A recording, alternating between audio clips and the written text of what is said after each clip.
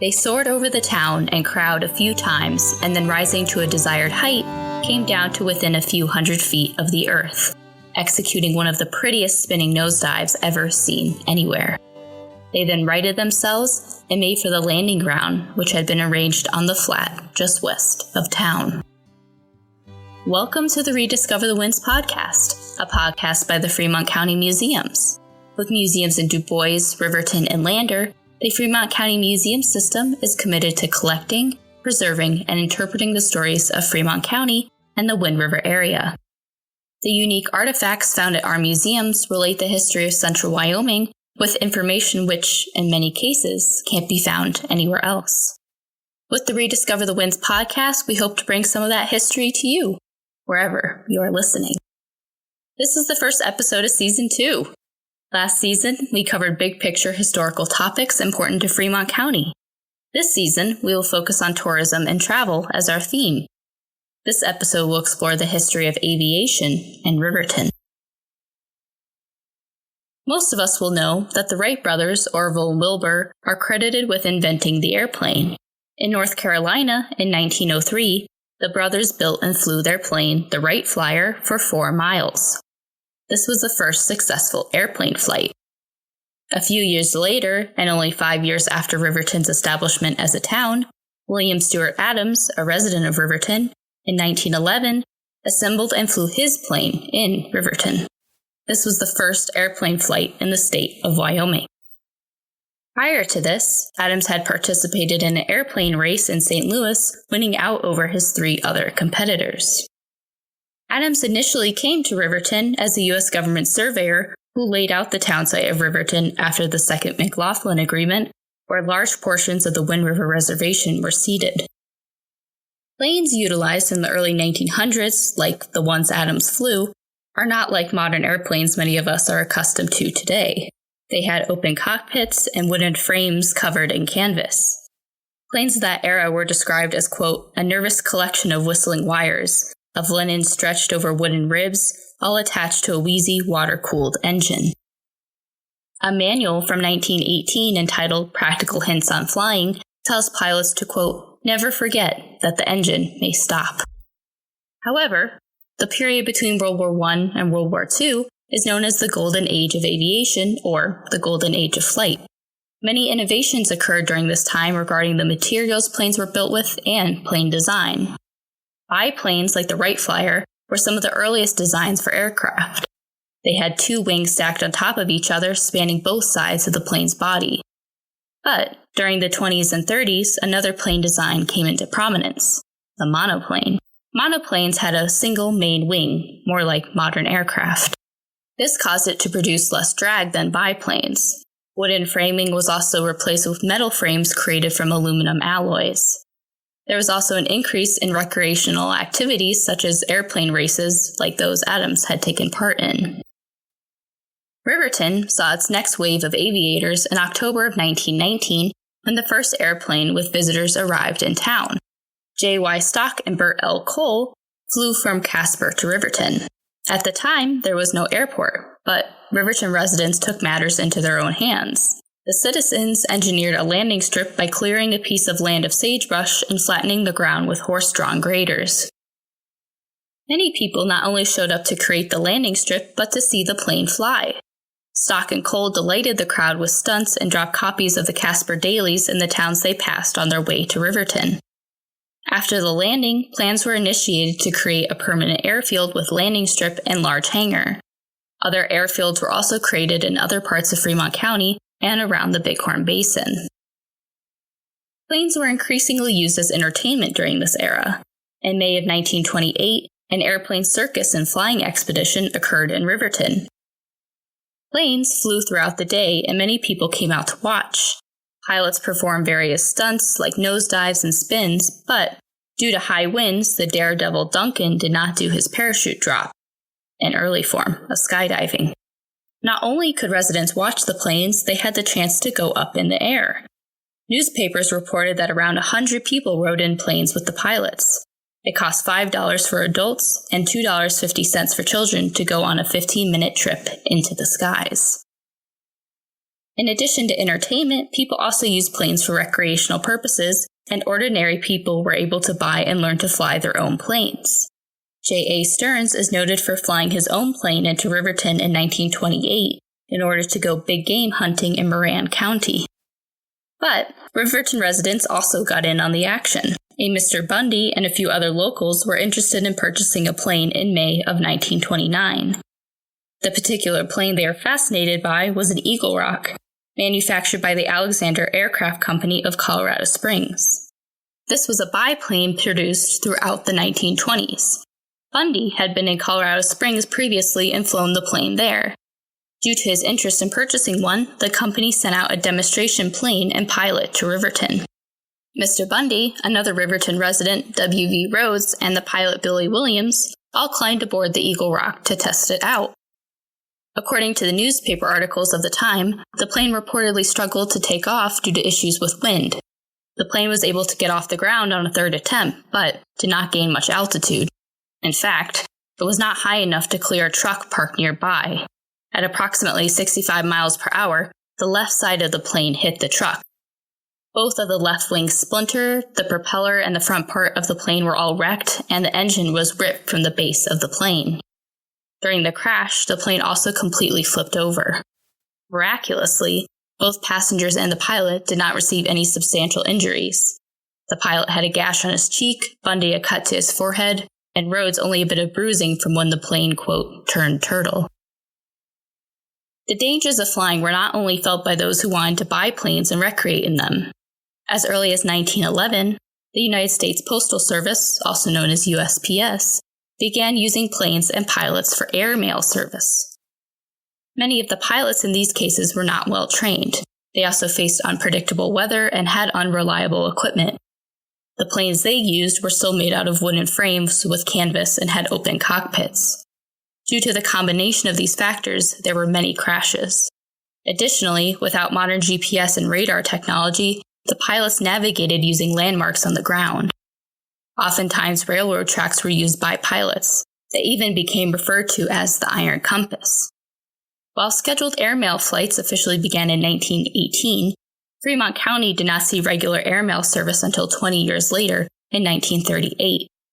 It was Ed T. Mileski on May 19, 1938, who flew the first official airmail services for towns along the Bighorn and Wind Rivers. Aviation in Riverton also took on another shape during World War II. The United States became an industrial powerhouse during this time period. In fact, in 5 years, it produced over 300,000 aircraft, arming both themselves and the Allied war effort. For context, prior to the war, the U.S. military's total aircraft production was less than 3,000 planes. The entrance of the United States into World War II in 1941 also meant that the U.S. contributed soldiers. In 1942, a training center in Casper was established to train bomber aircrews. The men at the Casper United States Army Air Force Base learned to fly and operate B-17s and B-24s. As part of their training, crews took off from Casper and would fly west to Riverton.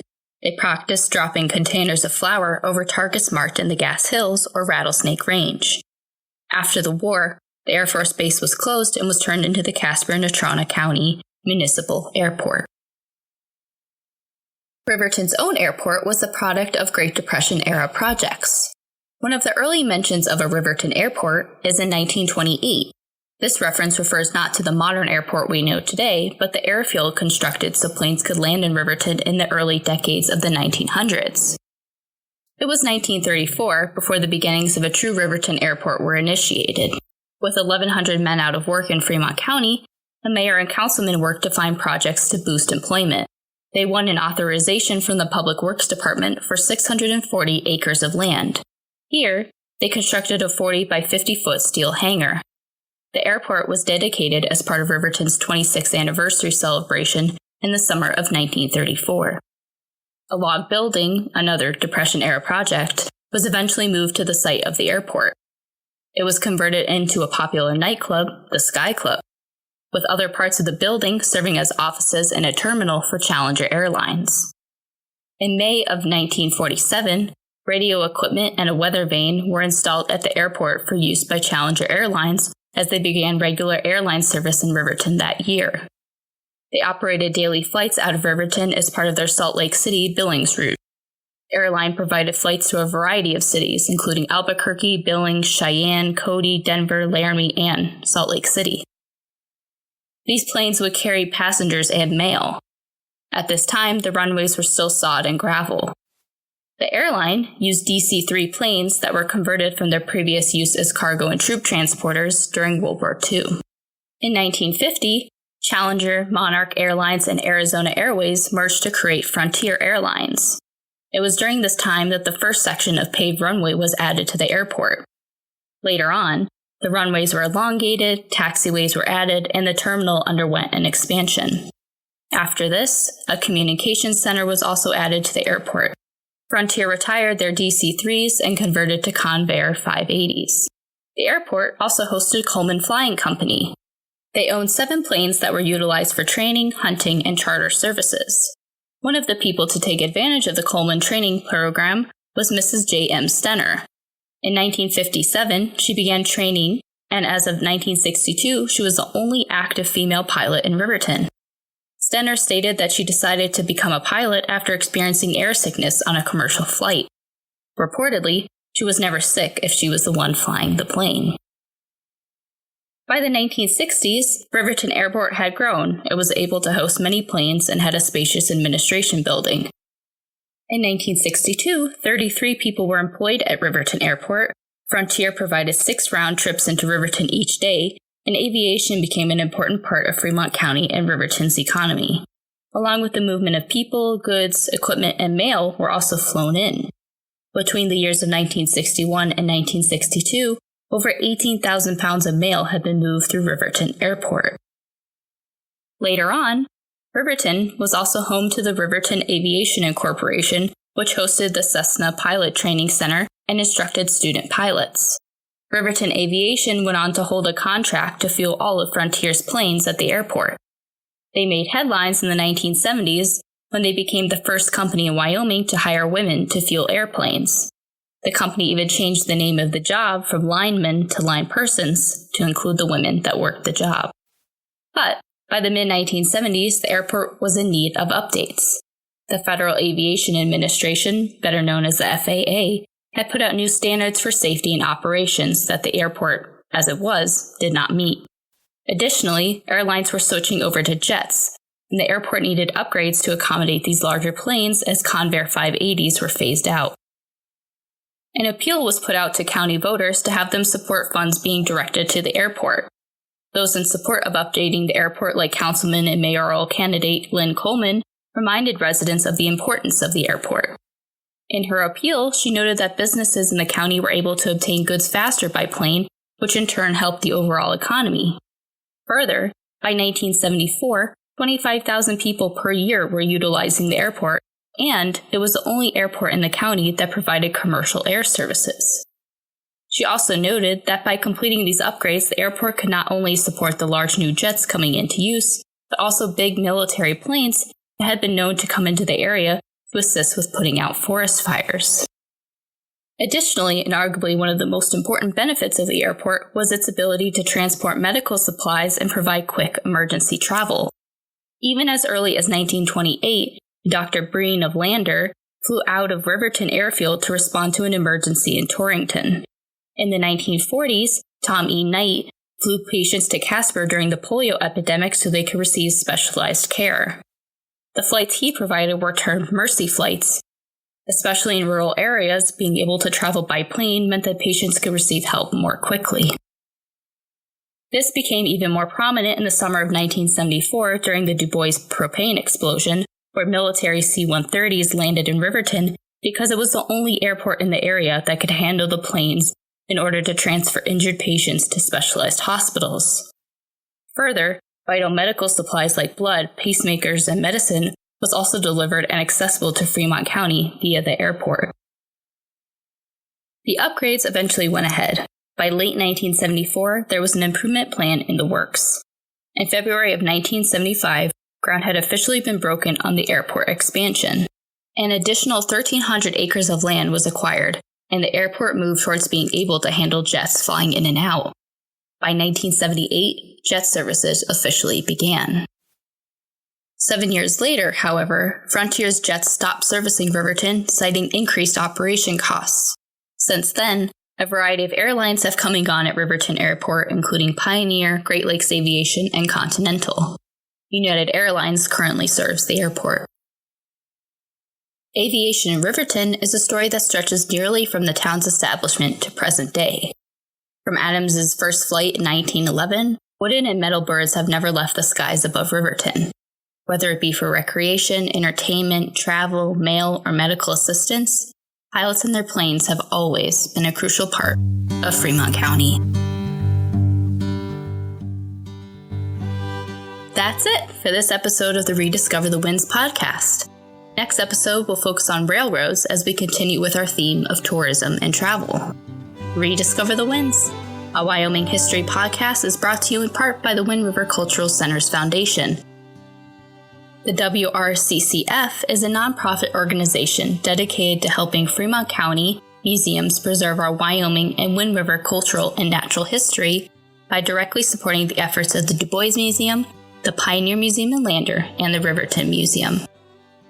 To learn more, visit www.windriverccf.com and help us conserve our past while enriching our present. Thank you.